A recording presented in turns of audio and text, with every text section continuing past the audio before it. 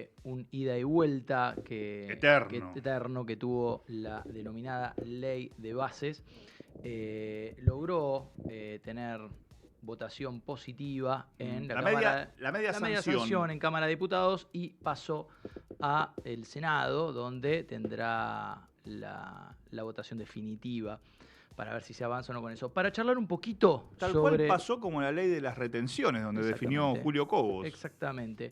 Para charlar un poco sobre esto, vamos a hablar con uno de los involucrados, una persona que estuvo ahí mismo y que dio su voto, en este caso a favor de la ley de bases, es el diputado nacional de la UCR por Neuquén, Pablo Cervi. Pablo, buenas noches, ¿cómo estás? Gonzalo Jiménez te habla. ¿Qué tal? Buenas noches. Un saludo a toda la audiencia. Gracias, Pablo. Pablo, ¿nos puedes...? A ver, hay varios aspectos de esta ley a tratar. A mí hay algunos que me interesan más que otros. Uno de los que más me interesan, por ejemplo, es lo que es relacionado al trabajo, a la modificación. A la reforma laboral. La reforma laboral. ¿Nos puedes comentar cuál es la parte positiva para los trabajadores de esta reforma laboral que propone el gobierno? En principio, creo que lo que apunta es a generar y a registrar el trabajo. De alguna manera, lo que se genera es a sacar las multas, que fue alguna ley que se implementó como para aumentar la registración del empleo y logró el efecto contrario, ¿no? Parecido a la ley de alquileres, porque de hecho hace 14 años que no crece el empleo privado, lo que ha crecido es el empleo público y lo que hace a los subsidios. Así que entendemos que de esa manera se debería avanzar en la registración. Por otro lado, se amplía el periodo de prueba, básicamente. Creo que también en esta medida, sobre todo apuntando al primer empleo y a la posibilidad de que muchos jóvenes tengan acceso a trabajo, ampliarlo de 3 a 6 meses el periodo de prueba y de alguna manera la posibilidad de generar un fondo de cese laboral siempre y cuando haya acuerdo entre los sindicatos y las cámaras empresarias que nuclean a la actividad, la posibilidad de que sería un fondo que garantiza la indemnización en caso de cese laboral, que hoy, por ejemplo, si hay una quiebra o una convocatoria de acreedores, el trabajador queda sin cobrar. Entonces sería una forma también de estar cubierto o la posibilidad de generar algún tipo de seguro también que dé previsibilidad al empleador o al emprendedor, sobre todo entendiendo que nuestro país necesita crear empresas y crear empleo de calidad. Pablo, a ver, vos mencionabas sobre lo de generar digamos, un contexto para el empleador, que el empleador de esta forma... Para la registración del trabajo es la palabra que usó él. Pero, a ver, esto, digamos, es contrafáctico. O sea, la verdad no sabemos si va a pasar, más que nada en un momento de recesión. Conociendo al empresario argentino también. Conociendo sobre todo al empresario argentino y conociendo que esto ya lo vivimos en los 90, ¿no? Ya Menem trató y quiso hacer una... La hizo una reforma laboral de la Rúa en los 90 y no funcionó. Yo entiendo que hay que hacer una reforma laboral porque evidentemente no está funcionando, hace años que no funciona y no se genera trabajo en blanco. La pregunta es... El costo laboral es muy alto también. Claro, y realmente esto, no sé qué tanta certeza hay de que funcione. Tengo miedo de que se sigan perdiendo puestos de trabajo, se siga precarizando el trabajo y después cueste el doble volver a donde estuvimos, que ya de por sí estábamos mal. Creo que una sola medida de por sí misma no cambia la realidad, pero creo que un paquete, un conjunto de medidas, y de hecho parte de lo que pedimos también desde la UCR y se ha dicho es que este gobierno empiece a gestionar, ¿no? De alguna manera plantea que la ley bases es una herramienta necesaria que necesitaba para arrancar, pero entendemos que también hay que empezar a gestionar y generar condiciones, generar confianza para que vengan inversiones. La ley bases hay otras cuestiones que hacen por ejemplo, en energía, una gran posibilidad, oportunidad. Yo vengo de Neuquén, hay realmente una gran oportunidad que Argentina se transforme en un exportador confiable de energía. Eso calculo que va a generar mucho empleo porque por ahí se hace mucho foco en este régimen de incentivo a las inversiones, que creo que es una alternativa para inversiones que de otra manera no llegarían, puedan estar, pero a la par de eso hay que generar todo el andamiaje para abastecer a esos sistemas. Y creo que eso va a generar mucho trabajo de pymes, de industrias, de distintas actividades que van a poder avanzar.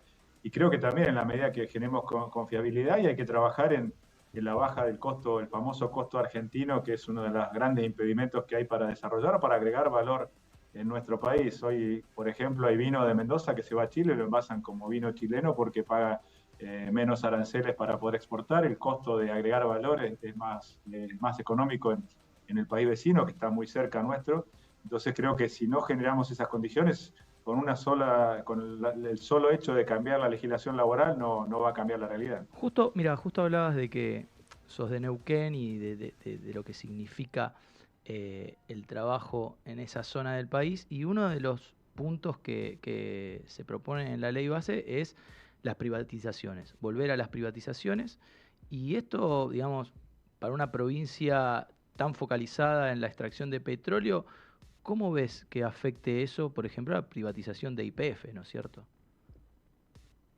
Entiendo que YPF se lo dejó afuera, y de hecho hace poco estuvo en una actividad en Neuquén el presidente de YPF y dijo que de hecho se había encontrado con una empresa que funcionaba y con áreas que realmente eran eficientes en la etapa de producción, en las distintas etapas de YPF, e inclusive YPF Luz, que es una empresa que está fuera de lo que es hidrocarburos, está en la generación de electricidad, y habló de que es una empresa que funcionaba bien. ¿Pero está confirmado eso? Está dentro de las privatizables. ¿Está confirmado eso? No debería, salvo ahora que están vendiendo las áreas convencionales. Eso sí, hay un cambio de política de alguna manera de dejar de lado las áreas convencionales, pero en principio no estaría en carpeta o en proyecto el vender YPF.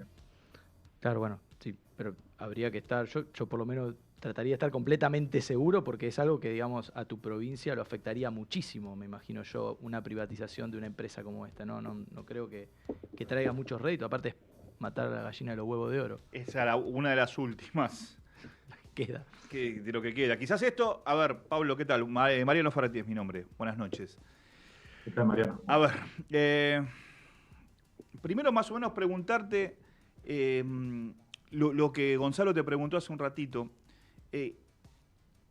A grandes modos, a nosotros, ¿no? Al ciudadano de a pie, nos parece en gran parte volver con recetas que ya fracasaron, ¿no? Esto en los 90, a ver, yo no sé hasta qué punto la UCR, ¿cuál fue el punto? Dijo el partido del que vos formás parte, dijo, no, yo te acompaño hasta acá, más de acá, no. Por un lado me gustaría saber esto de lo que era la ley. Bueno, nosotros acompañamos hasta acá. Con lo otro que quieren hacer, de lo que en gran parte tenía esta ley, me gustaría saber en dónde la UCR se mostró inflexible a la hora de negociar. Esto es política, es negociación, es así. Y esta cosa de volver a apelar a las recetas en donde le fue bien a una porción muy chiquita de la población y no a la mayoría. ¿Se entiende más o menos la pregunta a dónde va dirigida? Si no, te la trato de reformular mejor. No, te contesto un poco con la experiencia, ¿no? Yo vengo del sector privado, hace 2 años que estoy ocupando un cargo público, toda mi vida me desempeñé en el sector privado y en una empresa productora de frutas, soy ingeniero agrónomo y que tenemos integrada toda la cadena.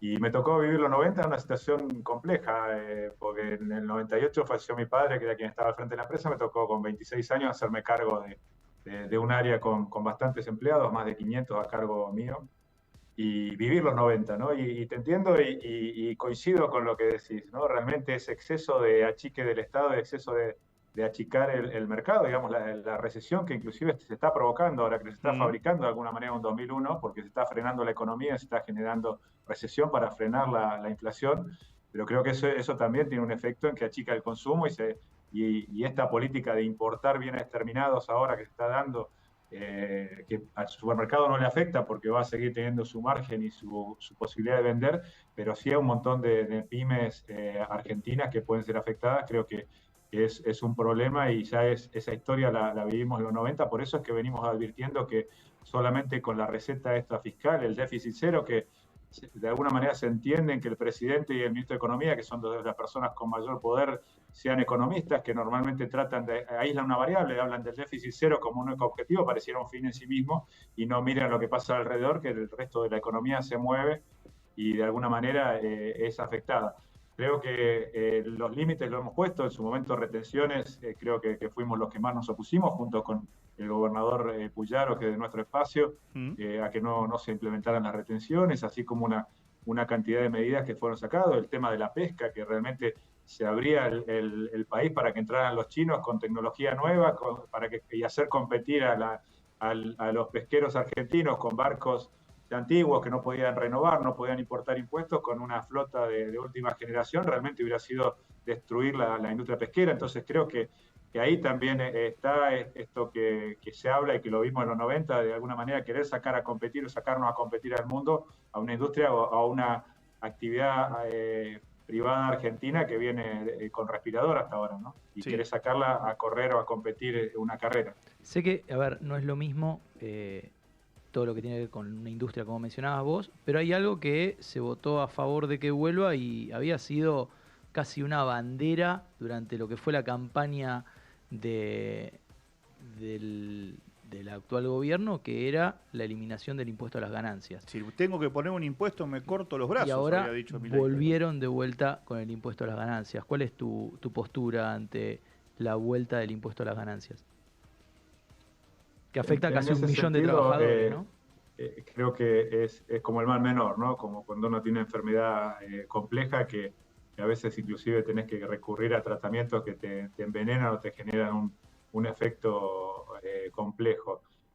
Creo que el sistema tributario argentino es muy regresivo, sobre todo para los que menos tienen, con impuestos como la inflación, que el tributarista me dirá que no es un impuesto, pero realmente es un gran impuesto y que lo paga el que menos tiene o el último de la cadena, ¿no? El laburante.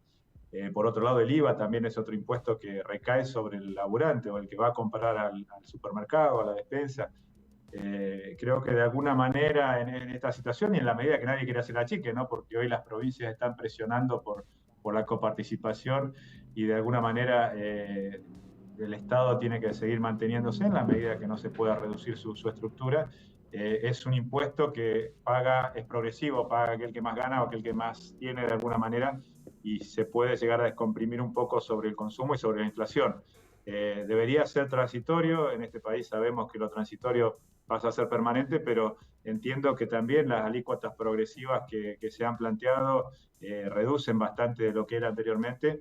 Y de última también creo que habría que preguntarle al presidente de la Nación, que justamente hizo el comentario y lo votó esta rebaja cuando él era candidato a presidente. Claro, pero es que de vuelta volvemos a ver recetas usadas, criticadas, y criticadas sobre todo por algo muy de la política votantes, argentina también. Sobre los votantes, o sea, a lo mejor una idea un poco más creativa era cobrarle impuestos realmente a los que más tienen, como a los grandes empresarios argentinos. Muchos de ellos se van del país. Claro, es que la fuerza queda en... La fuerza del lobby es mayor, ¿no es cierto? Que la que podemos tener nosotros. Nadie lo hizo. Te hago la última. Venís de la Unión Cívica Radical, el primer partido de masas de la República Argentina. ¿Qué hubiera pensado Ilia, Alfonsín, es contrafáctico lo que te estoy preguntando, en cuanto a esta ley? Realmente, si me preguntás si estamos de acuerdo, que hayamos acompañado, como te decía, darle una herramienta, o la herramienta que estaba pidiendo el gobierno de alguna manera para salir adelante, pero hemos planteado muchos peros y hemos hecho objeciones o cuestiones como las que ustedes planteaban y que no han sido tomadas, no ha habido margen. En algunas cosas pudimos incidir, pero en otras no ha habido margen para incluir. Sí, en su momento frenamos cuestiones como, por ejemplo, los acuerdos de no doble imposición con Luxemburgo, por ejemplo, ¿no? Que harían que, por un lado, se quería implementar retenciones a las exportaciones para recobrar 1.200 millones de dólares del campo, y por otro lado se da beneficios fiscales a grandes empresas para que dejaran de pagar alrededor de 1.500 millones de dólares, ¿no? Entonces, no es que en este interín no hemos estado trabajando o mirando estas cuestiones, ¿no? De alguna manera entendemos que la carga debería ser pareja, y también creo que este gobierno, cuando ganó las elecciones, decía que justo le iba a pagar la casta, y creo que hoy básicamente lo está pagando la clase media, ¿no? En ese sentido, desde la Unión Cívica Radical estamos buscando cómo implementarlo, pero evidentemente no somos gobierno, no somos oficialistas, estamos en una situación de que queremos que al país nos vaya bien y les vaya bien a a este gobierno en la medida que tenga que representar a los argentinos, pero también poniendo los límites y criticando lo que no vemos bien, y eso es muchas cosas. Por eso esta instancia ahora tendrán la ley, hay que ver qué pasa en el Senado, pero vamos a estar controlando y ya con una agenda donde planteemos otras cuestiones que vemos que no están funcionando o no se está apuntando a generar trabajo, ¿no? Decíamos, hay una visión muy de lo financiero, gana guita la timba, la patria financiera, pero el que produce hoy difícilmente quiere invertir en agrandar su producción, o si no generamos otras condiciones va a ser muy difícil salir de esto y generar empleo genuino de calidad. Pablo, las famosas herramientas de gobernabilidad. No somos oficialistas, pero acompañó para que el presidente tenga sus herramientas. Eso básicamente es la postura de la UCR, ¿no? Sí, no tan práctico como Pichetto, que decía que una moratoria y un blanqueo no se le niega a nadie, pero son herramientas que han tenido inclusive Alberto Fernández, otros, Cristina y de la Rúa en su momento, y el presidente Macri han tenido alguna herramienta. Entonces es que los empresarios ya que no tengan excusas para decir, porque pareciera que con la ley bases hace rato que nos han echado la culpa de que la oposición, yo he estado en la lista de traidores en su momento por votar en contra de delegaciones que creíamos excesivas. Entonces creemos que ahora se acotó bastante lo que es delegaciones, lo que es privatizaciones, cuestiones que eran sensibles. Y bueno, tendrán que dedicarse a gobernar los muchachos. Bueno, Pichetto tiene una gran frase, una gran frase de la Cámara de Diputados, cuando era jefe de bancada del Frente para la Victoria: no somos librepensadores, somos oficialistas. Bueno, es una de las tantas. Pablo, la última y me despido yo. ¿Se va a seguir fragmentando el radicalismo o finalmente van a ocupar el lugar de oposición que alguna vez tuvieron? Entiendo que es un quiebre esto de la ley bases y que también nos puso a prueba el manejar las distintas posturas, porque es una verdad a voces que tenemos diferencias dentro del partido, y creo que dentro de todo se han podido administrar para pasar este trance que fue la ley bases, y de ahora en más creo que hay que dar discusiones hacia adentro del partido y también de alguna manera puede haber diferentes miradas, pero hay que ir administrándolas. Y también si uno mira al costado, tanto a la izquierda o a la derecha de las bancas que tenemos, creo que todos los espacios están hoy reacomodándose o con serios problemas. Yo digo que Milei ha hackeado la política de alguna manera, ¿no? Y nos dejó desconcertados a todos, sobre todo, no Milei en sí, sino el votante y por el mensaje que nos dio en las urnas. Así que creo que ahora vienen en este par de meses que vienen por delante, vienen procesos de discusión interna y entiendo de reacomodamiento del espacio. Gracias, Pablo. Era Pablo Servi, diputado nacional de la UCR por Neuquén, hablando sobre lo que fue la votación de la ley de bases. Pablo, buenas noches, gracias por todo. Gracias, buenas noches. Y también la postura en cierto punto de gran parte de la Unión Cívica Radical, ¿no? Sí. Bueno, veremos. Esto de darle las herramientas, esto es... Bueno, a ver, dale. Claro, o sea...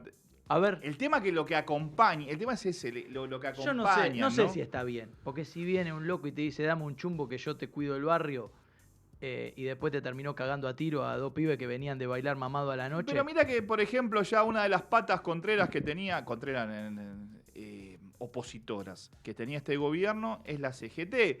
Y la CGT negoció muy bien con el presidente porque le sacaron lo de la ley antibloqueo, pura y exclusivamente de Moyano esa, se lo sacaron.